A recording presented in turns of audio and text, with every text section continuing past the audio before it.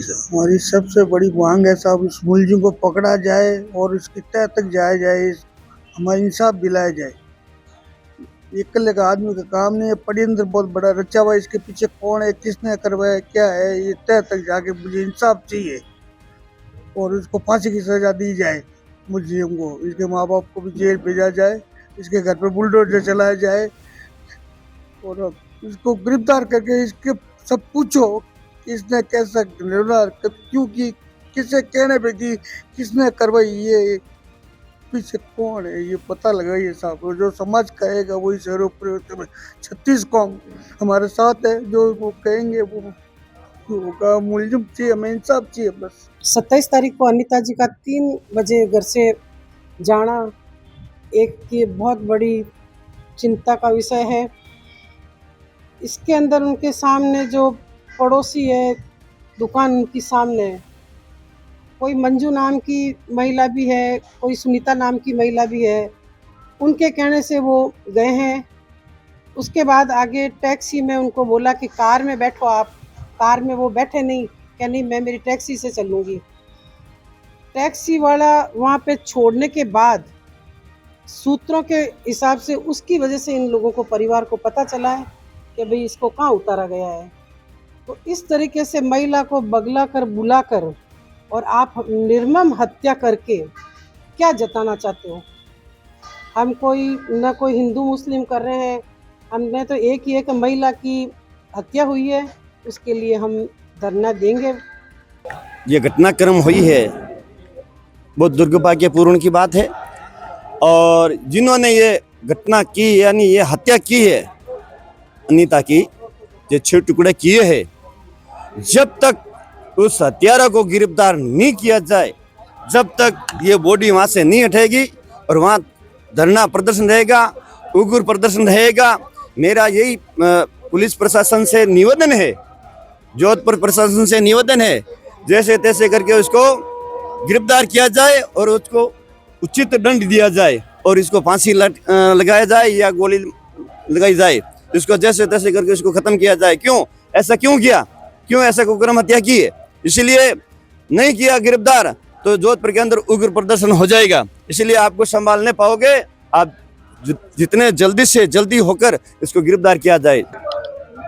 हम यहाँ पे बैठे थे और समाज के लोग भी इकट्ठे हुए, इसको लेकर हनुमान जी से बात हुई थी हमारे, तो हनुमान जी ने कहा कि मैं अधिकारियों से बात करता हूँ, वहीं भेजता हूँ, वो आके वार्ता करेंगे।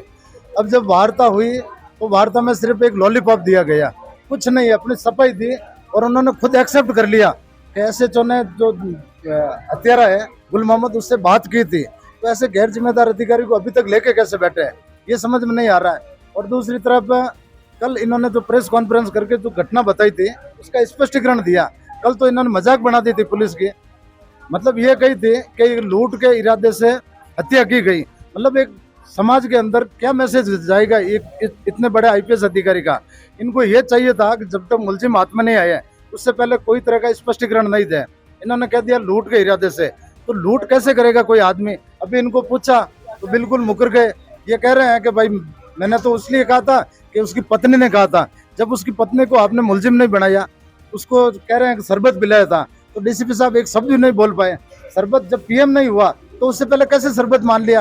ये कोई भोपा जी बन गए क्या? हम लोग तभी तक यहीं बैठे हैं। अभी 3:30 बजे सर्व हिंदू समाज की मीटिंग है, CP साहब को ज्ञापन देंगे। फिलहाल अभी तक जो प्रारंभिक अनुसंधान हुआ है और अभी तक जो चीज़ें सामने आई हैं ये मैं संक्षिप्त में एक बार बताना चाहूँगा। गुलामुद्दीन और इसकी बीवी ने एक सोची समझी प्लानिंग के तहत इस प्रकरण को अंजाम दिया है। अभी तक जो बात सामने आई है, इनके ऊपर बेसिकली काफ़ी कर्जा हो गया था। इन्होंने अपना एक घर लिया हुआ है बोरानाड़ा में बैंक से लोन लेकर, उसकी किस्तें चुकानी थी। और ये जो मेन आरोपी है गुलामुद्दीन, ये जुआ सट्टा खेलने का आदी था। इसने जगह जगह से कहीं 30,000 कहीं 50,000 इस तरीके से कर्जा लिया हुआ है।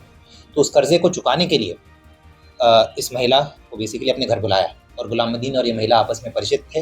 इनकी दुकानें, जो महिला की दुकान है ब्यूटी पार्लर की और जो आरोपी है उसकी दुकान है ड्राई क्लीनिंग की, ये एक ही एरिया में है, ये आपस में परिचित थे।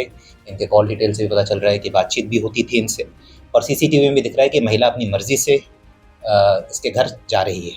तो इससे ये साबित होता है कि आपस में परिचित थे, एक दूसरे को जानते थे। और वहाँ जाकर फिर इस आरोपी ने ये घटना को अंजाम दिया। तो अभी तक जो साक्ष्य है उसके आधार पर ये महिला जो है ये मेन को अक्यूज्ड बनती है।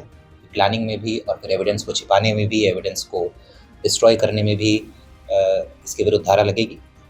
इसको हम जल्दी अभी गिरफ्तारी इसके दिखाएंगे, साक्ष्य इकट्ठा हो गए इसके विरुद्ध। इसके अलावा जो मेन आरोपी है उसके लिए भी हमारी टीम पिछले 1 दिन से लगी हुई है और काफ़ी महत्वपूर्ण साक्ष्य मिले हैं कि वो किस दिशा में गया है, किस तरफ भागा है, और हमारा पूरा प्रयास है कि जल्द से जल्द उसे भी हम गिरफ्तार करके इस पूरे प्रकरण को हम खोलेंगे। इस तरह की और वीडियो देखने के लिए हमारे YouTube चैनल को सब्सक्राइब करें और बेल आइकन को दबाना ना भूलें। यदि आप हमारा वीडियो Facebook पर देख रहे हैं तो पेज को लाइक और फॉलो जरूर करें। हमारे अन्य सोशल मीडिया पेजेस से भी जुड़ें।